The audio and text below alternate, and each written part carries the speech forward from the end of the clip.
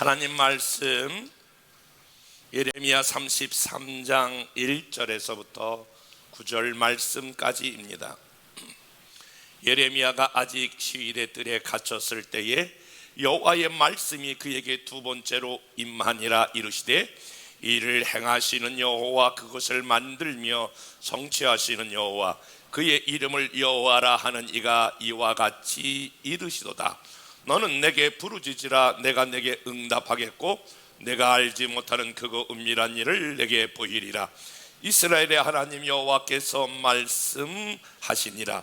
무리가 이 성읍의 가옥과 유다 왕궁을 헐어서 갈대아 인에 참호와 칼을 대항하여 싸우려 하였으나 내가 나의 노여움과 분함으로 그들을 죽이고 그들의 시체로 이 성을 채우게 하였나니 이는 그들의 모든 악행으로 말미암아 나의 얼굴을 가리워 이 성을 돌아보지 아니하였음이라. 그러나 보라, 내가 이 성읍을 치료하며 고쳐 낫게 하고 평안과 진실이 풍성함을 그들에게 나타낼 것이며 내가 유다의 포로와 이스라엘의 포로를 돌아오게 하여 그들을 처음과 같이 세울 것이며 내가 그들을 내게 범한 그 모든 죄악에서 정하게 하며 그들이 내게 범하며 행한 모든 죄악을 사할 것이라. 이 성읍이 세계 열방 앞에서 나의 기쁜 이름이 될 것이며 찬송과 영광이 될 것이요, 그들은 내가 이 백성에게 베푼 모든 복을 들을 것이요, 내가 이 성읍에 베푼 모든 복과 모든 평안으로 말미암아 두려워하며 떨리라. 아멘. 우리가 자주 사용하는 사자성어 가운데에 사면초가라고 하는 말이 있습니다. 한문 그대를 번역하면 사자는 사방할 때에 이렇게 넉사자가 되는 것입니다. 그리고 면은 얼굴면을 의미하고 있지요. 초는 초나라의 초자를 의미하고, 그리고 가는 노래가자를 의미합니다. 중국 시대 때에 초나라의 그 항우라고 하는 사람과 한나라의 유방이라고 하는 왕이 전쟁이 일어났습니다. 그런데 초나라를 완전히 포위하고 있었던 한나라가 있었지요. 초나라는 점점 이 한나라의 압박이 가해옴으로 말미암아 군량미는 떨어지고 사람들은 자꾸 죽어져 나가고, 그리고 밖에서는 한나라 사람들이 이상하게 초나라의 아주 그 슬픈 노래소리가 들리는 거예요. 사실 그것은 한나라의 유방 그 왕의 하나의 전략인데, 초나라의 군인들을 포로로 잡아와서 그날 밤에 초나라의 아주 슬픈 노래를 부름으로 말미암아, 하나는 너희가 지금 포로로 이렇게 많이 잡혀왔으니 빨리 항복을 해라 라고 하는 의미 하나가 있고, 또 하나는 이 군인들로 말미암아 옛날 고향에 젖어서 빨리 고향으로 돌아가려고 하는 마음을 주어서 그들이 항복하기를 원하는 고도의 심리전이었습니다. 그때에 초나라의 항우가 아무리 봐도 사면에서 저렇게 초나라의 그 군사들이 끌려가서 슬픈 눈물을 흘리고 인고 노래를 부르는 걸 보면서 포기해야 되겠다. 그때 쓴 단어가 사면초가, 또 비슷한 말로 진퇴양난, 길이 보이지 아니한다, 답이 나오지 아니한다, 해법이 나오지 아니한다 라고 쓸 때에 우리는 초면사가 진퇴양난이라고 하는 단어를 쓰게 됩니다. 그런데 우리의 삶을 살아가면서 저와 여러분의 삶의 현장 가운데에 이렇게 사면초가 진퇴양난처럼 사방이 다 막혀서 길이 보이지 아니할 때가 있습니다. 여러분들은 살아오면서 언제 여러분의 삶에 사면초가가 된 것처럼, 진퇴양난이 된 것처럼 전혀 길이 보이지 아니하고 해법이 있지 않았을 때가 언제입니까? 지금 저는 우리가 경험하고 있는 이 삶의 현실, 여러분의 개인적이도 그렇습니다만 교회도 마찬가지고 나라도 민족도 마찬가지인데, 이 땅 가운데는 지금 모두가 다 사면초가와 같이 세계적인 질병인 코로나19는 해결책이 보이지 않고 계속해서 확진자가 늘어나고 있는 상황입니다. 지금 세계 경제는 완전히 곤두박질하여 또 다른 지금 금융위기를 전 세계적으로 맞이하고 있고 우리나라도 예외가 아닙니다. 여러분, 개인적으로 보면 수입은 줄어들고 지출은 많아지는 이 역구조에 여러분들은 아마 놓여 있을 가능성이 많습니다. 나라적으로 봐도 남북 문제는 계속 공회전하고, 그리고 부동산은 지금 널뛰기를 계속하면서 안정적이지 않는 것을 우리에게 보여주고 있지요. 지금 사회적 이슈가 되고 독소 조항이 많은 포괄적 차별금지법이라고 하는 것이 지금 국회에 계류 중인데, 동성연애법입니다. 한 단어로 축약해서 말하면 아마 이 법이 통과되면 모든 가정은 상당수가 무너질 것이고, 많은 사람들은, 대다수는 역차별을 받을 수 있는 아주 위험한 법입니다. 이것은 가정을 해체하고 사회를 유지하는 기본적인 그 도덕을 파괴할 뿐만 아니라 헌법을 위반하는 신앙과 양심과 학문의 표현의 자유를 엄격하게 제한하는 아주 무서운 법이 지금 통과 일보 직전에 와 있습니다. 엎친 데 덮친 격으로 지금 한국교회는 위기를 맞이하고 있는데, 중대본 10일 오후 6시 발표에 의하면 교회 모든 소모임, 특별히 식사를 했을 때에 300만 원의 벌금을 물리겠다라고 하는 발표가 나왔습니다. 네이버 검사를 제가 쭉 이렇게 찾아보니까 이런 질문들이 쏟아져 나와요. 교회 소그룹 모임을 가까운 카페에서 하면 벌금을 내야 하나요? 벌금을 내야 한다면 그 카페에 오신 다른 분들은 벌금을 내야 하나요? 다른 분들이 벌금을 내지 않는다면 교인들은 왜 벌금을 내야 하나요? 요주 인물이기 때문인가요? 다른 카페 같은 공간에서 소그룹 모임이 가능하면 왜 교회 건물 안에서는 안 되는 건가요? 방역은 잘 되어 있을 텐데요. 식사 제공에 대해서 계속해서 이런 질문이 써져 나옵니다. 식사 제공을 교회 식당에서 먹지 않고 근처 식당에 의뢰해서 식사 제공을 받으면 벌금을 내야 하나요? 다른 분들은 손님이기 때문에 벌금을 내지 않는다면 교인들은 왜 벌금을 내야 하나요? 확진자이거나 확진자 될 확률이 높은 자들이기 때문인가요? 식당에 의뢰해서 식사 제공을 받는다면 벌금을 내지 않는다면 교회에서는 식사 제공을 하면 벌금을 내야 하나요? 교회는 다른 공간들과는 다르게 바이러스에 노출되기 더 쉬울까요? 저는 이러한 소식들을 접하면서 그래도 아마 나라가 조금이라도 더 긴장을 강화하기 위한 그런 모습이 아니겠는가 이렇게 해석을 하고 저희도 그게 따라주고 있습니다만은 상당한 부분의 문제점이 있는 것은 사실입니다. 저는 이번 주 사실은 우울한 시간을 보냈는데, 여러분 잘 아시는 대로 유명인의 자살입니다. 이 유명인 한 사람이 자살할 때에 평균적으로 18%의 자살률이 늘어난다고 하는 통계입니다. 그렇게 할 수밖에 없었던 이유가 있지만 사실은 나쁜 영향을 미치는 것만은 사실입니다.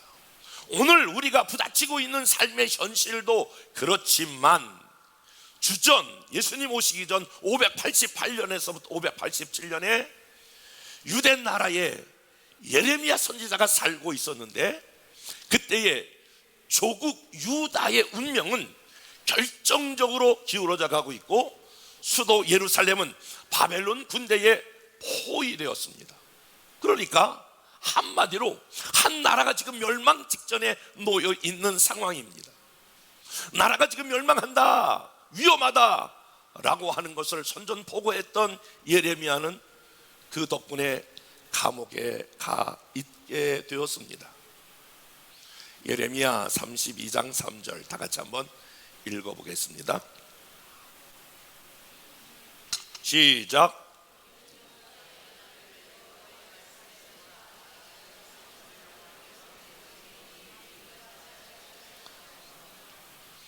(32장 2절) 같이 시작. 그때에 바벨론 군대는 예루살렘을 에워싸고 선지자 예레미야는 유다의 왕의 궁중에 있는 시일의 뜰에 갇혔으라. 그러니까 예레미야는 지금 나라의 위기를 선포했다가 지금 감옥에 와 있는 상황이에요. 그런 아무것도 할 수 없는 무력감을 느끼고 절망감에 사로잡혀 있는 그 순간이에요. 그런데 그때에 하나님의 말씀이 예레미야에게 임했어요. 그것도 한 번이 아니라 두 번씩이나 하나님 말씀이 그에게 임했는데 그것이 33장 1절 말씀 이렇게 표현하고 있어요. 다 같이 한번 읽어보겠습니다. 시작. 예레미야가 아직 시위대 뜰에 갇혀 있을 때에 여호와의 말씀이 그에게 두 번째로 임하니라. 한번 따라서 봅시다. 두 번째로 임하니라. 이 말씀은 유대 왕국이 지금 사면 초가에 있는데 이때에 하나님께서 예레미야에게 두 번 말씀했다라고 하는 것은 분명하고 확실하다라고 하는 것을 오늘 여기 말씀하고 있는 거예요. 그런데 예레미야에게 무슨 말씀이 임했냐면 두 가지 말씀이 임했어요. 오늘 이 말씀이 중요해요. 두 가지 말씀이 그에게 임했는데 오늘 예레미야에게 임했던 이 말씀이 오늘 말씀을 듣는 저와 여러분들에게도 강력한 대마로 동시에 이 말씀이 임하기를 주님의 이름으로 축원합니다. 사면 초가의 어려움을 경험할 때에 오늘 예레미야에게 주었던 이 두 가지, 하나는 그가 할 일과 그가 한 일을 행했을 때에 그 뒤에 오는 기대입니다. 사랑하는 여러분, 저와 여러분이 별로 할 그러한 일들이 많지 않을 때에, 길이 보이지 않을 때에, 여러분 인생의 답이 보이지 않을 때에, 뭔가 이렇게 사방으로 우겨쌈을 당한 것 같이 어떤 해법이 없을 때에 오늘 이 말씀을 다시 한번 여러분 기억하셔야 합니다. 그때 예레미야에게 주셨던 말씀은 이때에 기도하라 라고 하는 말씀입니다. 3절 말씀 다 같이 한번 읽어보겠습니다. 시작. 너는 내게 부르짖으라. 내가 내게 응답하겠고 내가 알지 못하는 크고 은밀한 일을 내게 보이리라.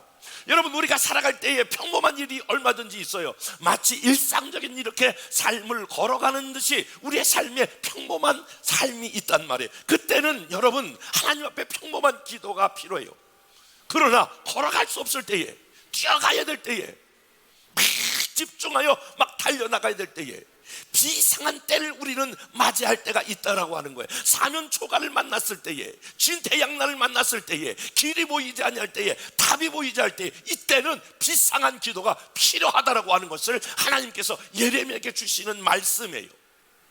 오늘 여기 3절에 보니까 너는 내게 부르짖으라 라고 하는 말씀이 있는데, 우리는 신앙생활 하면서 아주 굉장히 오해하는 게 하나 있어요. 그 오해가 뭐냐면은 기도를 자꾸 의무처럼 생각하는 거야. 아, 내가 그래도 목사가 됐으니까 내가 기도해야지. 내가 장로가 됐으니까 내가 기도해야지. 내가 셀리더십 됐으니까 기도 안 하면 그래도 어떡하나 라고 의무로 반응하는 경우가 있단 말이에요. 그런데 엄격하게 말해서 기도는 우리가 해야 될 의무가 아니라, 기도는 하나님의 자녀들이 갖고 있는 최고의 특권이 바로 기도예요. 한번 생각해 보세요. 여러분이 길을 나가고 있는데 어떤 사람이 쫓아와가지고, 어떤 애가 줬어. 나 5만 원만 주세요. 나 1만 원만 주세요. 아마 그렇게 여러분들이 질문을 받는다면 여러분들은 그 사람을 이렇게 위아래로 쳐다보면 당신 누구요? 당신 누군데 나한테 돈을 달래요? 이렇게 반응하는 것은 보편적이지 않을까요? 일반적이지 않을까요? 근데 오늘 막 쫓아와가지고 아이가 와서, 아빠, 엄마, 나 돈 1만 원이 필요해. 나 이거 돈 1만 원 줘. 그러면 너 누군데 나한테 와서 돈 달라고 그러느냐? 너 누구냐? 그렇게 물을 사람이 있을까요? 돈이 없어서 못 줄 망정, 그래 네가 나한테 돈을 요구할 수 있는 것처럼 우리가 기도라고 하는 것을 억지로 의무적으로 하는 것이 아니라 우리 하나님의 자녀들이 우리의 아버지이신 하나님 앞에 당당하게 구할 수 있는 특권이다 라고 하는 거예요. 그런데 이와 같이 비상한 때를 맞이하면 나라가 지금 완전히 포로가 돼서 무너지기 일보 직전인 사면초가를 만났을 때에 너는 내게 기도하는데 그냥 일반적인 기도를 하지 말고 너는 내게 부르짖으라 라고 하는 거예요. 다시 말씀을 드려볼게요. 비상한 때는 비상한 기도를 해야 한다라고 하는 거예요. 우리들이 어떤 문제를 경험하게 되면 그 문제에 집중하잖아요. 저는 정말 요번 며칠 동안 굉장히 우울했어요. 왜냐면 한 사람의 생명이 그렇게 끝나는 것에 대한 그 여러 가지 생각을 많이 했는데 나는 그분의 행동이 옳고 그르냐 그걸 떠나서 한 사람이 인생이 저렇게 마무리되는 것에 대한 그러한 안타까움이 있어요. 제가 일부 예배 드렸더니 저희 교회 제일 오는 분이에요. 카톡이 하나 왔는데 오늘 아침에 운명하셨다고 그런 카톡이 떴어요. 그래서 지금 뭐 얘기해도 괜찮을 것 같은데 연초자 집사님이라고 청주에서 오시는 그 황근창 집사님 그 어머니인데 벼랑간에 오늘 밤에 심장마비로 돌아가셨다는 거예요. 그래서 지금 이제 장례 일정을 지금 조정하고 있는데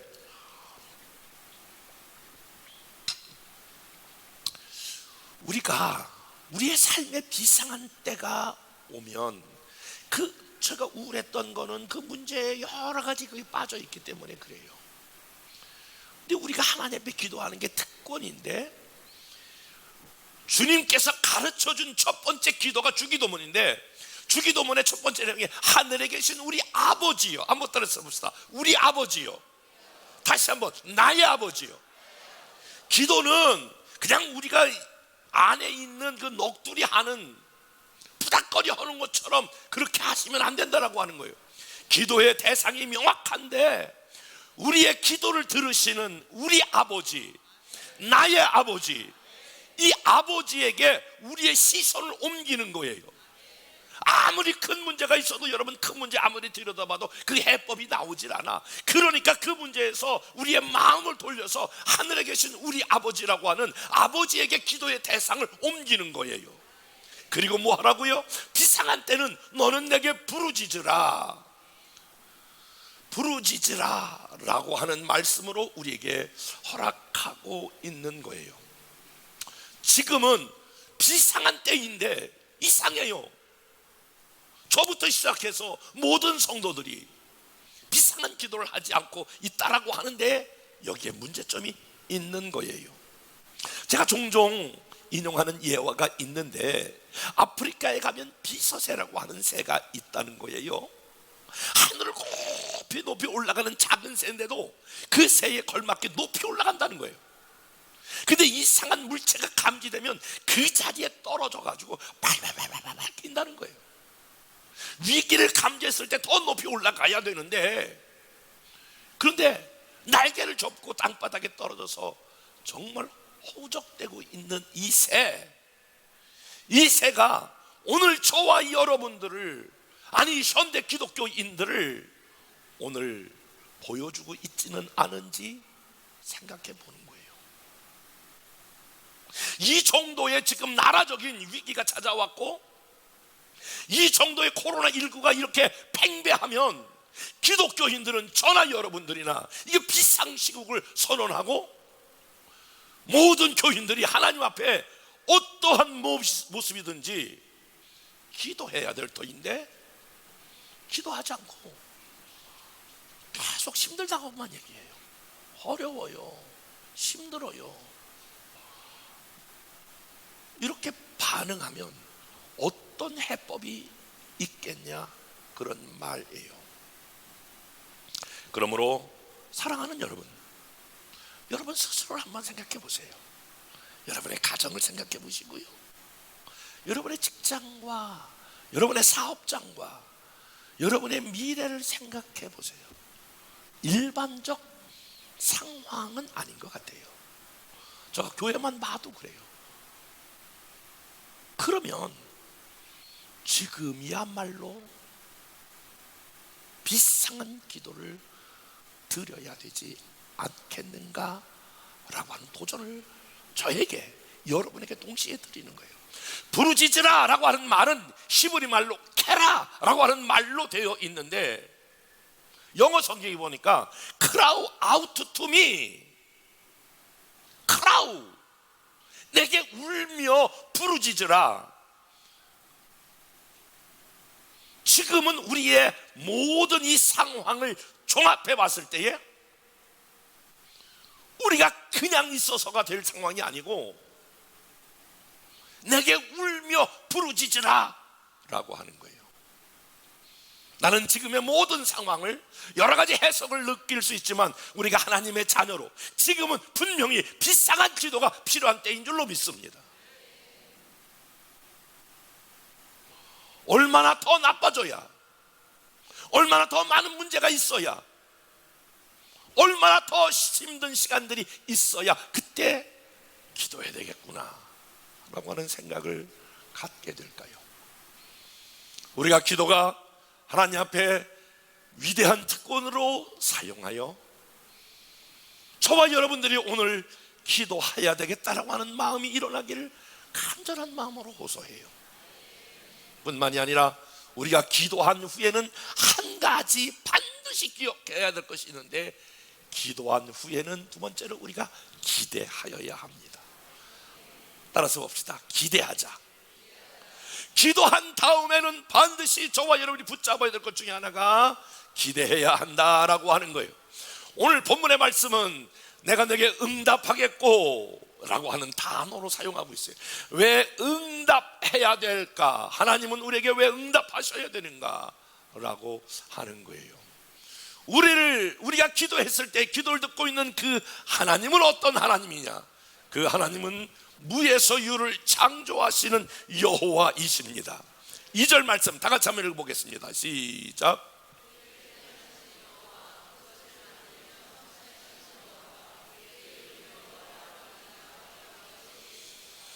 예, 오늘 2절에 의하면 일을 행하시는 여호와, 그 일을 만드는 여호와, 그를 성취하는 여호와. 여기 중요한 단어 동사 세 개가 있는데, 첫 번째 행하시는 여호와, 일을 만드시는 여호와, 일을 성취하는 여호와. 이 모든 것들을 무엇을 의미하냐면은 하나님은 창조적인 하나님이다. 하나님 무에서 유를 창조하실 수 있다. 그러므로 사랑하는 여러분, 내일부터 진행되는 특별 새벽 집회에 저는 성부, 성자, 성령의 이름으로 여러분을 초대합니다. 그러면 이 기간 동안에 분명히 저와 여러분이 사면 초가인 것 같고 길이 보이지 않았던 그런 삶일지라도 하나님은 그 가운데서 반드시 여호와 하나님이 행하실 것입니다. 무에서 유를 창조하실 것입니다. 하나님께서 반드시 그 일을 성취하고 완성시키실 것입니다. 여기 여러분 2절에 보니까 여호와라고 하는 단어가 3번 나와요. 여호와, 여호와, 일 행하시는 여호와, 만들며 성취하는 여호와, 그 이름을 여호와라. 지금 하나님이라고 하는 말씀을 계속해서 말씀하고 있습니다. 내가 여호와가 내가 보증한다. 너가 내게 부르짖어 기도하면, 비상한 때에 비상한 기도를 드리면 나는 너가 행하는 것이라 내가 행할 것이다. 너가 기도하는 걸 내가 만들어 갈 것이다.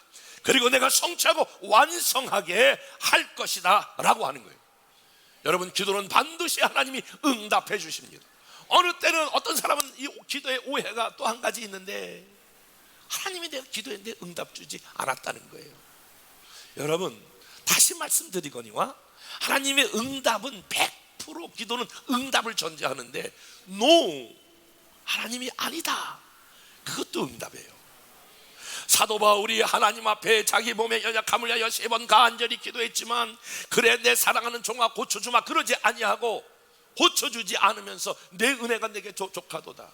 그러니까 바울에게 있어서는 그 질병을 고쳐주지 않은 것 때문에 하나님을 더 많이 의지해서, 주님을 더 많이 의지해서 주님의 능력을 경험하는 사람이 되었거든요. 따라서 한번 옆에 사람과 인사하겠습니다. 거절도 응답입니다. 시작.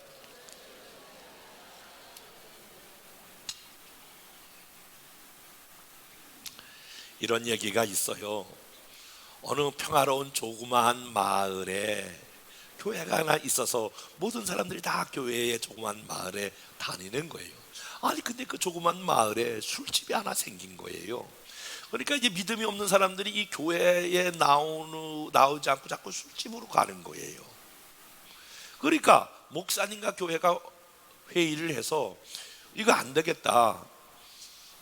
저 술집이 지금 문을 닫을 수 있도록 기도하자.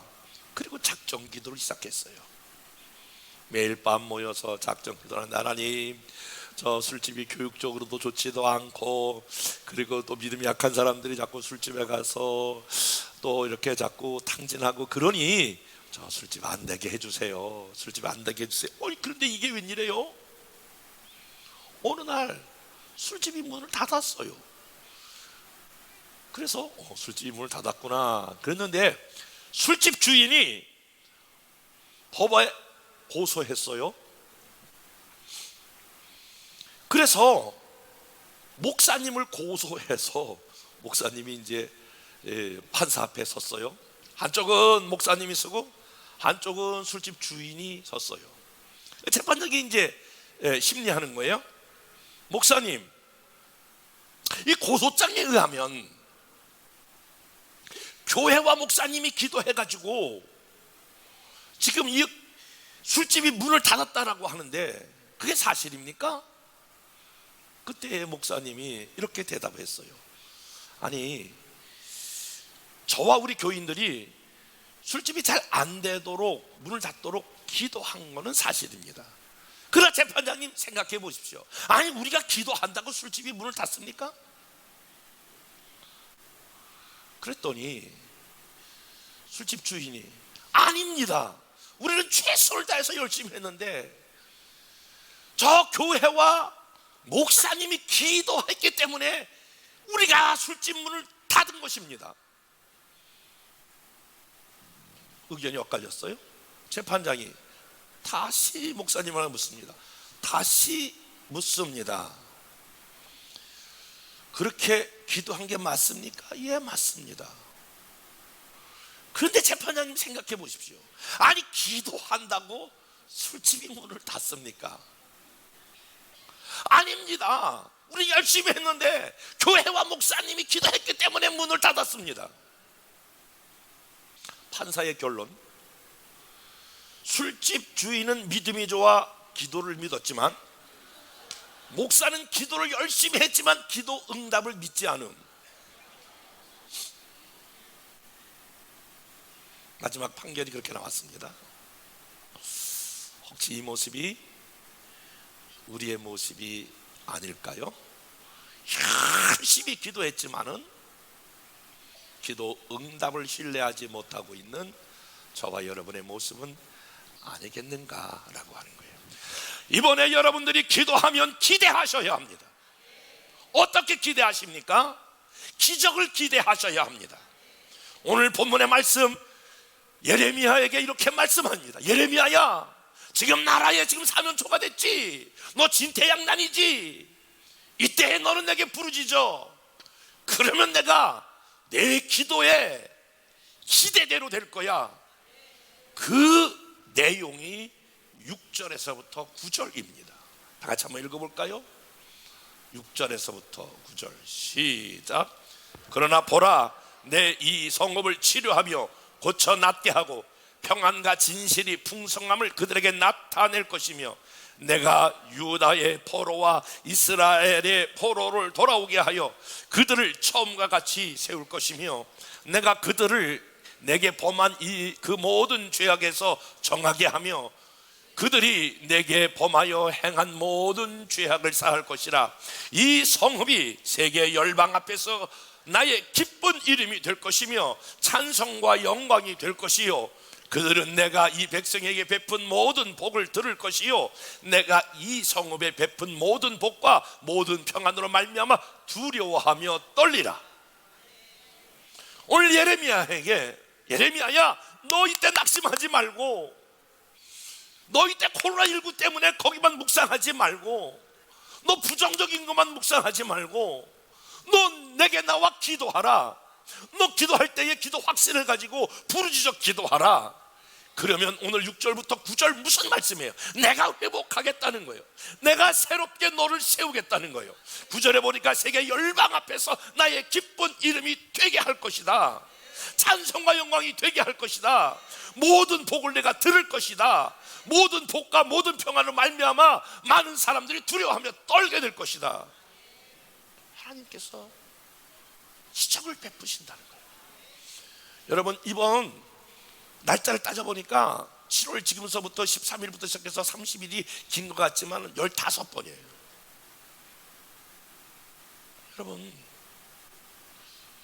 저와 여러분 가운데에 성령 하나님이 기도하고자 하는 마음을 주실 수 있기를 주님의 이름으로 축복합니다.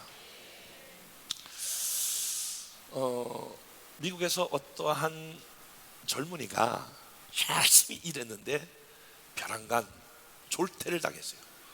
졸지에 퇴직을 당했어요. 그래서 이 퇴출한 사람이 가출을 하여 다른데 돌아다니다가 어느 날 집에 돌아왔어요. 그리고 그 아내한테 이렇게 말하는 거예요. 나는 지금 내가 이렇게 열심히 다녔던 회사에서 졸퇴를 당했는데 나는 이제 별 희망이 없어요. 나는 이제 죽을 거예요. 나는 이제 자살할 거예요. 아무리 발버둥해도 길이 보이지 않아요. 그때 그의 아내가 이렇게 권면해요. 여보, 당신이 다른 거 다 해봤지만 진짜 해보지 않은 거 하나 있지 않냐? 뭐예요? 당신이 이 문제를 가지고 하나님 앞에 정말 매달려 기도해보지 않았지 않느냐? 그 말에 이 남편이 찔림을 받아요. 그래, 내가 이 어려울 때 이것도 해보고 저것도 해보고 막 해봤지만 진짜 안 해본 거 하나 있는데 그게 내가 하나님 앞에 기도해야 하지 않았지. 그리고 아내와 함께 기도하기 시작합니다. 자기를 자른 직장 상사와 그 상관들에 대해서 그런 상한 마음, 그 감정이 사라질 즈음에 새로운 아이디어 하나가 떠오릅니다. 그런 자기 집을 담보로 하여 건축을 시작하고 5년 만에 자기 기업을 갖게 됩니다. 그가 가출했을 때 여러 군데를 다니면서 보니까 미국에 아주 값비싼 좋은 호텔이 있고 아주 값싼 호텔이 있는데 중저가의 작은 호텔이 없다라고 하는 것을 그는 발견하고 아이디어를 하나님 앞에 구하면서 기도하면서 내가 이 땅에 중저가에 아주 깨끗하고 그리고 가족적인 분위기를 느낄 수 있는 술을 팔지 않고 그리고 아주 퀄리티 있는 수영장을 만들겠다. 그렇게 해서 만들어진 호텔이 있습니다. 이 호텔은 지금 세계적인 체인이 되어서 저도 해외 나갈 때 이 호텔에 아주 자주 머물러요. 너무너무 싸면서 깨끗해요. 그렇다고 해서 내가 이 호텔을 소개한다고 해서 그 호텔하고 저하고는 아무 상관이 없음을 여러분에게 말씀드려요. 홀리데이 인이라고 하는 호텔이에요. 창업자 캐몬스 윌슨의 스토리예요. 사랑하는 여러분, 지금이야말로 우리 가족들이 힘을 모아 캐몬스 윌슨처럼 기도해야 될 때가 아닌가요? 노력 다 해보셨다고요? 여러분이 최선을 다했다고요? 그러나 정말 기도해 보셨습니까? 아니, 부르짖어 기도해 보셨습니까? 가족들과 함께 기도해 보셨습니까? 기도로 고난을 극복하고 유산을 자녀로 물려주지 않으시겠습니까? 함께 나와 하나님의 마음의 문을 열지 않으시겠습니까? 저는 이번 내일부터 시작되는 우리 비상한 때에 비상한 그런 기도를 드리길 원하는 여러분들을 주님의 이름으로 초대합니다. 하나님은 크고 은밀한 그런 기적을 준비하고 저와 여러분들을 기다리고 있습니다. 이 일에 여러분을 주님의 이름으로 초대합니다. 은혜와 사랑이 많으신 하나님 아버지 감사합니다. 우리의 삶의 사면초가일 때에, 길이 보이지 아니할 때에, 답이 나오지 아니할 때에, 해법이 없을 그때에 절망하고 낙심만 하지 않게 해주시고, 우리가 이때야말로 너는 내게 부르짖으라, 비상한 때에 비송한 기도를 드리는 우리 모두가 되게 하여 주시옵소서. 하나님께서 크고 은밀한 기적적인 응답을 준비하고 있는 줄 믿사오니 이번이 그런 기회가 될 수 있도록 성령 하나님 역사하여 주옵소서. 축복하며 예수님 이름으로 기도했사옵나이다. 아멘. 비상한 때에 비상한 기도를 통하여 하나님이 행하시고 하나님이 만드시고 하나님이 성취하심을 경험하기를 원하는 하나님의 자녀들 위해 이제부터 영원토록 항상 함께 하시기를 간절히 축원하옵나이다. 아멘.